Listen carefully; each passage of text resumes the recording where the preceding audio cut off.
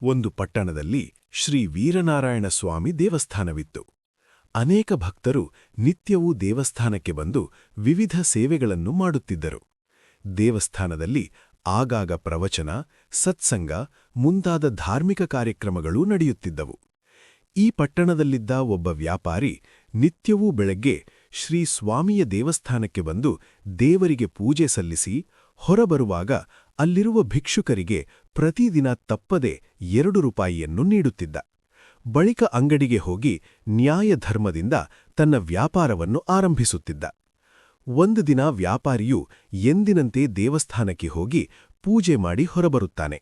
ಬಳಿಕ ಅಲ್ಲಿ ಕುಳಿತಿದ್ದ 2 ಭಿಕ್ಷುಕರನ್ನು ಉದ್ದೇಶಿಸಿ, ನಾನು ಕೆಲಸದ ನಿಮಿತ್ತ ಬೇರೆ ಊರಿಗೆ ಹೋಗುತ್ತಿದ್ದೇನೆ.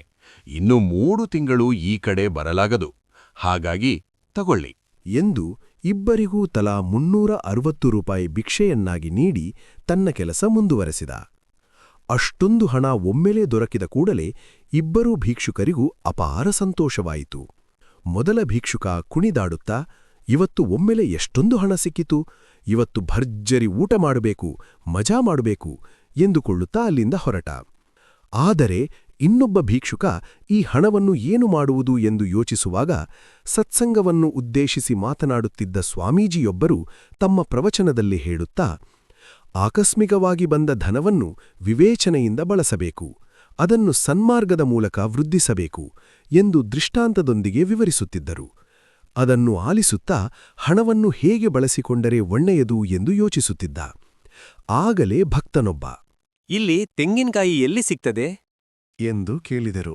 ಅದೋ ಅಲ್ಲಿ ಎಂದು ದೂರದಲ್ಲಿದ್ದ ಅಂಗಡಿಯೆಡೆಗೆ ಕೈ ತೋರಿಸಿದಾಗ ಅವರು ಅತ್ತ ಹೋದರು. ಆಗ ತಕ್ಷಣ ಆತನ ತಲೆಗೊಂದು ಐಡಿಯಾ ಹೊಳೆಯಿತು. ದೇವಸ್ಥಾನದ ಬಳಿ ಹಣ್ಣುಕಾಯಿ ಅಂಗಡಿಗಳಿಲ್ಲ, ಇದನ್ನು ಇಲ್ಲೇ ಮಾಡಿದರೆ ಒಳ್ಳೆಯದು ಎನಿಸಿತು. ಕೂಡಲೇ ಸಂತೆಗೆ ಹೋಗಿ ಒಂದಷ್ಟು ತೆಂಗಿನಕಾಯಿ, ಊದುಬತ್ತಿ, ಬಾಳೆಹಣ್ಣು, ಕರ್ಪೂರ ತಂದ.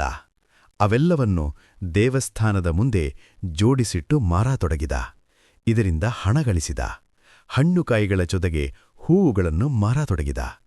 ದಿನದಿಂದ ದಿನಕ್ಕೆ ಈತನ ಹಣ್ಣುಕಾಯಿ ಅಂಗಡಿಗೆ ಭಕ್ತರು ಬರತೊಡಗಿದರು. ದೇವಸ್ಥಾನದ ಸಮೀಪದಲ್ಲೇ ಒಂದು ಚಿಕ್ಕ ಅಂಗಡಿ ಮಾಡಿಕೊಂಡು ಪ್ರಾಮಾಣಿಕ ವ್ಯಾಪಾರಿ ಎನಿಸಿಕೊಂಡ. ಆದರೆ ಮೊದಲಿನ ಭಿಕ್ಷುಕ ಒಮ್ಮೆಲೇ ಸಿಕ್ಕ ಹಣದಲ್ಲಿ ಮಜಾ ಮಾಡಿ ತಿರುಗಾಡಿದ.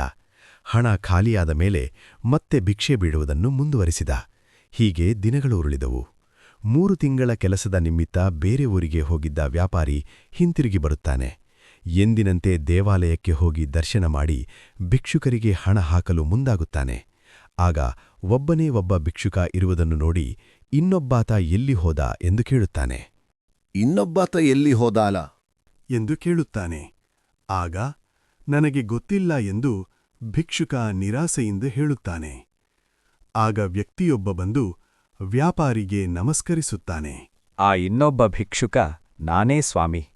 ನೀವು ಕೊಟ್ಟ ಹಣವನ್ನು ಬಂಡವಾಳ ಮಾಡಿಕೊಂಡು ಇಂದು ದೇವಸ್ಥಾನದ ವಠಾರದಲ್ಲಿ ಹಣ್ಣುಕಾಯಿ ಅಂಗಡಿ ನಡೆಸುತ್ತಿದ್ದೇನೆ.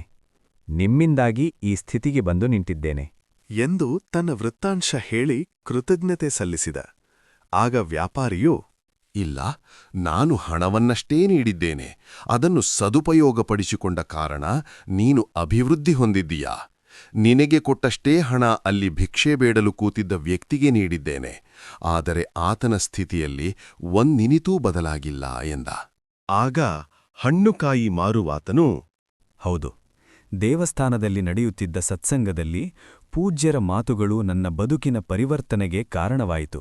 ಜೊತೆಗೆ ನಿಮ್ಮ ಹಣದ ನೆರವೂ ಅದಕ್ಕೆ ಅವಕಾಶ ಕಲ್ಪಿಸಿತು.